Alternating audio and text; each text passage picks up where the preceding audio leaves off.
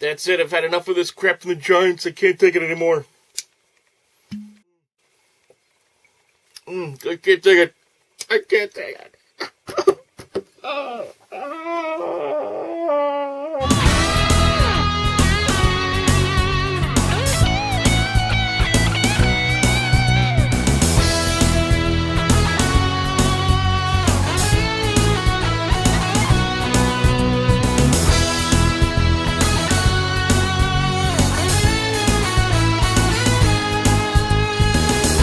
I am absolutely stunned. Absolutely stunned right now, folks. Odell Beckham Jr., once the apple of the eye here in New York City, is now a member of the Cleveland Browns. Boy, oh boy, what a incredible day it was yesterday in the National Football League with regards to free agency. The league here is now official, so all these moves that have been made over the last couple of days now have pen to paper, if you will, and ink drying, as it is now official. But the biggest move of the day, and a lot of big moves happened, of course, over the last few days in the NFL. And, you know, before we get into this, I wanted to do a show earlier in the week. I was thinking of doing a show yesterday with regards to the Jets situation with Le'Veon Bell, and also with regards to the guys that they thought they had and then did not have. I was going to do something on that. But, of course, as things would have it, the storyline changed like every single minute in the last couple of days. The storyline went from, hey, the Jets are going to have a spending spree offseason, so the Jets are losing guys left and right. Anthony Barr goes back to the Vikings, and Matt Paredes goes to the Carolina Panthers, and that was going to be a storyline. Then we have the Odell Beckham Jr. story drop with the Giants, and then all of a sudden at midnight, we have Le'Veon Bell actually signing a deal for far less than we all thought he would with the New York Jets. So much went on. Finally, things are starting to settle down just a little bit. Yes, moves are still going to be made and are being made in the NFL, but it's not as crazy as it was over the last 48 hours, for that matter. But let's just go into this. The lead story here has to be Odell Beckham Jr. going from the New York Giants to the Cleveland Browns. And as I said in the open, I was absolutely stunned. I never thought in a million years that the Giants would trade Odell Beckham Jr. Now, there are reasons for it, the reasons why they made that trade, but the reason I never thought they would trade him has a lot to do with the fact that they gave him a big contract. They gave him a long-term deal. They were going to pay him $98.5 million over, I think it was like 5 or 6 years of the contract. They gave him that contract just last summer. So I never thought that they would go right ahead and turn around and then trade Beckham, considering that you have him on a long-term contract. It appeared that the Giants have made a commitment to him to be a playmaker and a face of this team moving forward. He's a guy who's still very much in his prime. He's only 26 years old. Won't be 27 until November 5th. So I thought he was going to be a piece of the future. With all the baggage and all the problems that he's had and all the weird stuff that's going on with Odell Beckham Jr. over the years, I didn't think he was going to get traded. I don't think a lot of people thought he was going to get traded. Certainly, Giant fans never thought that was going to happen. And Giant fans are split right down the middle. I've seen Giant fans who are very upset over the fact the Giants have made this deal. I've seen Giant fans who are actually happy the Giants made this deal. So I'm going to try to take this thing right down the middle of the road here. Now, the good part for the Giants is this. They get some picks out of this. And I know that some people have been critical about the pick they got. The Giants getting a first-round pick, number 17 overall, and also getting a third-round pick, number 95 overall, and also getting Jabril Peppers, who's kind of a throw-in for that matter in this trade of anything, an off-injured safety.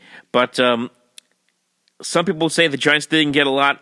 Honestly, if you can get a first-round pick right away, and the Giants, by this kind of move, are indicating they are on a full rebuild, for that matter, you take the pick. Right now, the Giants have the number 6 overall pick and the 17th overall pick in the draft. It's not a bad thing right now when you think about it. You have an opportunity, if you're David Gettleman and if you're Pat Shurmur, to go out there and answer get some help and get some questions answered. The Giants are in the market for a quarterback. We'll get into that with Eli in just a second. A lot of rumors about whether the Giants are going to go out there and draft a quarterback right away in the first round. Dwayne Haskins out of Ohio State. Kyle Murray, if he drops all the way down to 6, although a lot of people think he's not going to make it past the top pick in the Arizona Cardinals. We'll see what happens there. But the most important thing about this move is the fact the Giants have sent the message they are going to rebuild. They got the first dose of that message when they decided to release Landon Collins, who eventually signed with the Redskins on a 6-year deal, and now we have this move. And the reason they're doing this, and the reason Gelman is doing this, is because he wants to build his own team, and they want to establish a change of culture. And look, for a football team that has lost so many games. I mean, I think they're, were they 8-24 in their last 32 games over the last 2 seasons? They've only had one winning season in the last 6 years. That was the year they actually got to the playoffs and lost, got smacked around by the Packers in that wild card playoff game. This Giant team, really since they went to that Super Bowl back in 2011, have done absolutely nothing. They have been bad. So there is a desire to have a culture change here at the Giants. Unfortunately, a lot of people, for a guy like Odell Beckham Jr., who we all thought could be a piece of the puzzle, maybe the Giants feel that he is a problem in that locker room. Maybe David Gettleman, maybe Pat Shurmur just don't feel he fits what they want moving forward for this team. So they're going to go on a full rebuild.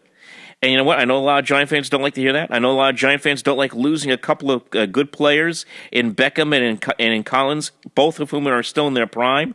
I understand that. But this is a retooling of a bad football team.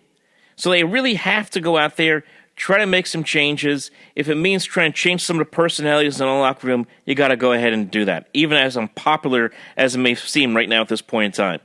And look, it will be a couple of years, maybe even a whole year, where the Giants are a bad football team. We just saw this happen with the other team in town, with the Jets, where they decide to tear it down, get rid of a lot of the personalities, guys like Darrelle Revis, guys like Antonio Cromartie, and I know those guys are at the end of their careers, guys like Sheldon Richardson, Muhammad Wilkerson, both of whom were still in their prime. The Jets flushed all those guys out a couple of years ago. Flushed them all out and spent the last 2 years rebuilding that team, and now they're going out there and they're spending money like gangbusters this year.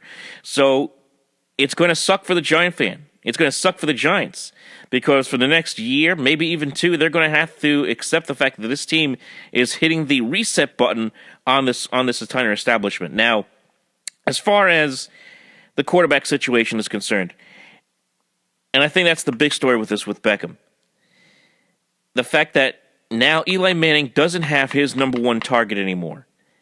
Has to signal to you, has to signal to all the Giant fans out there that the Giants are possibly preparing themselves to move on from Eli Manning. And there's been a lot of rumors about, what are the Giants going to do with Eli? They're going to keep him. Should they keep him? How are they going to handle this situation at the end of his career? Yes, it wasn't all his fault over the last couple of seasons. I totally understand that. The way the Giants handled his benching a couple of years ago with Ben McAdoo was a complete disaster. And the Giants thought, with David Gettleman coming in, with Pat Shurmur coming in, they thought that they could get something out of Eli this last year. It didn't work out. The team still went 5-11. So, with Manning expected to get $23 million this year in salary, they really have to cut him. And I believe he gets a signing bonus in the next couple of days. If they cut him now, they will only have to be on the hook for $6.2 million on March 17th. They have to make that move, unfortunately. So I think the next move that could be coming very soon, very, very soon, could be the release of Eli Manning as the quarterback of this team. Does that mean, now could they, if they wanted to, restructure the deal or re-sign him for a lot less? That's certainly possible.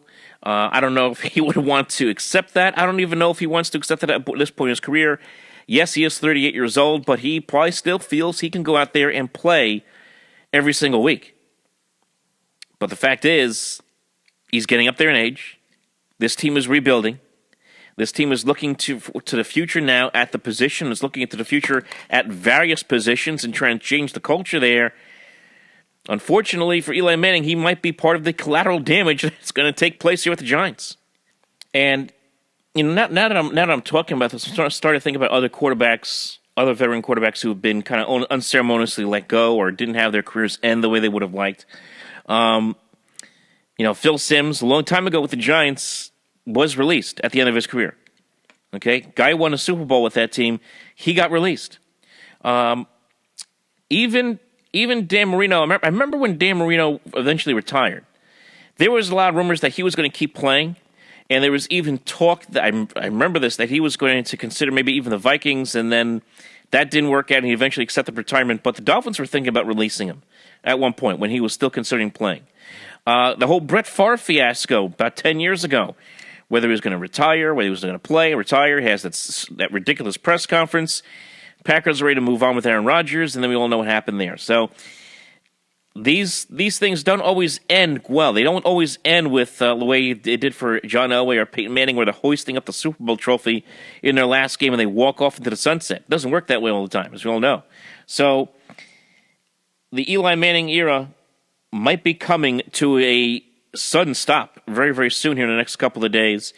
It's unfortunate, but the Giants have to move on. At the same time, if the Giants do want to keep Eli, and I would imagine you take a look around the NFL right now, the different quarterbacks that could be available, guys like Ryan Tannehill, guys like Blake Bortles, you almost would feel that you would have a better chance to win some games with Eli Manning at age 38 than you would with any of those other guys. That's absolutely true.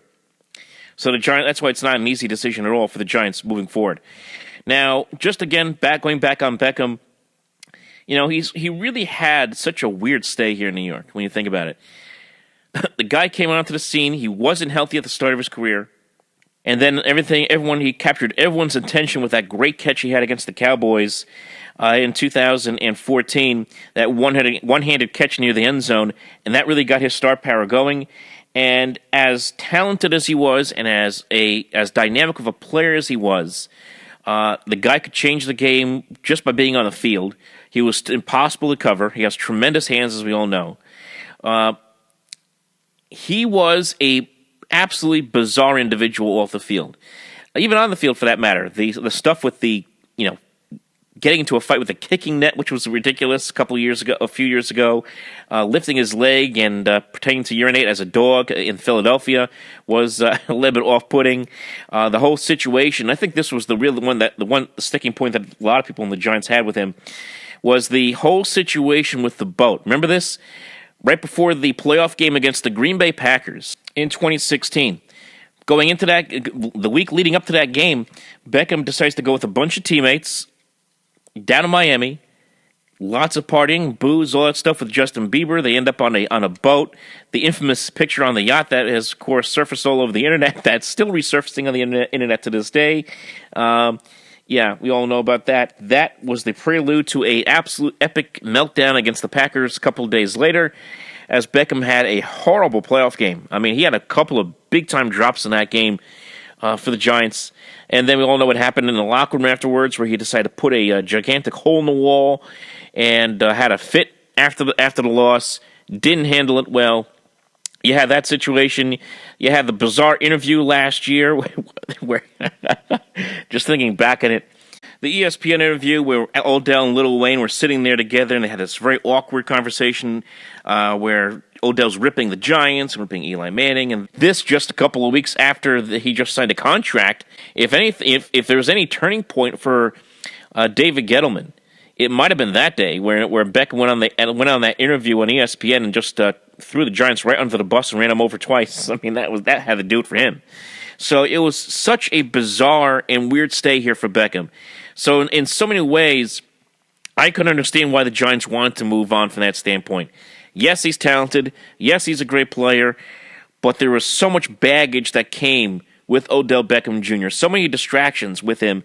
Now, going to the Browns, I know everyone's now on the Browns bandwagon now. Everyone's on it. I'm seeing posts all over Twitter. Browns are going to the Super Bowl. Are you kidding? The Browns are a good look, the Browns had a great year last year. They went 7-8-1. It was like their best season since 2002, for Christ's sakes. I mean, it was. I know it's been a long time for the Browns since the Browns have been good. And yes, they have a lot of talent. I like Baker Mayfield. He's certainly shut up a lot of critics. He's an excellent quarterback in this league, a young quarterback in this league. Jarvis Landry, you got him there. You got Kareem Hunt, now, who also has his own baggage, of course, with that situation with the young lady outside an elevator that he ended up punching in the face. He's now a member of the Browns, but is still a very talented running back. So, yes, that's a team with a lot of talent. They got a lot of personalities, though, and that is a combustible situation. So while everyone's jumping on Twitter and Facebook and saying, "Oh, here come the Browns, AFC Championship game, here we come, Super Bowl 54, here we come," let's take it easy just a little bit. How many times do we have a team that goes out there and wins the offseason in March and does absolutely nothing when the season matters in September, October, November, and December? So let's just hold our horses just a little bit here. Browns are a good football team. I would make the argument they're probably the second best team in that division at the very least. I know that you take a look. You're coming off of what happened last year with the Steelers, the problems they had last year in the locker room, but they got rid of a lot of those problems in that locker room. They clean house a little bit. The Ravens, I don't really trust Lamar Jackson. You want to get on that. You want to get on the Bengals having all their issues. Yeah, I understand the Browns are a trendy pick to win that division, but I'm not going to go out on a limb and say, here they come, folks. Super Bowl bound. Not going to do it. They're a good football team. I'm not going to go that far yet with them. But we'll see. It's a very, very fascinating situation. This NFL schedule, of course, is going to come out in a few weeks, so we'll see how many primetime games the Cleveland Browns are going to get. They're going to get a lot of attention, that is for sure, with all the personalities there, with Baker Mayfield, with now Odell Beckham Jr., Freddie Kitchens, who is the head coach there, who threw out a bunch of misses when he got hired, that this is a team that's now going to be primed to win. These guys not bashful at all, so they are going to be must-see TV in 2019. Kind of like what happened with the Rex Ryan Jets earlier in the decade, a team that was kind of combustible but had a lot of personalities there, kind of like the Ocho Cinco Bengal days, or even some of the classic Raider teams, a lot of bad boys, if you will. So we'll see how that goes now for Cleveland in 2019. But as far as the Giants are concerned, it is time for a complete and utter rebuild for Big Blue as they are looking to retool, and we'll see what the next move is and what they're going to do with their quarterback, Eli Manning. Now, I'm going to take a break here. Next video, I want to talk about the Jets and what they're doing right now after they had a up and down and up and down and then up again off-season free agency. We'll talk about that right after this. Keep in mind, folks, you can follow us on the facebook.com/openmicprogram, on Twitter @openmicnj, and don't forget, remember to like and subscribe right here on the Sports Talk Nation.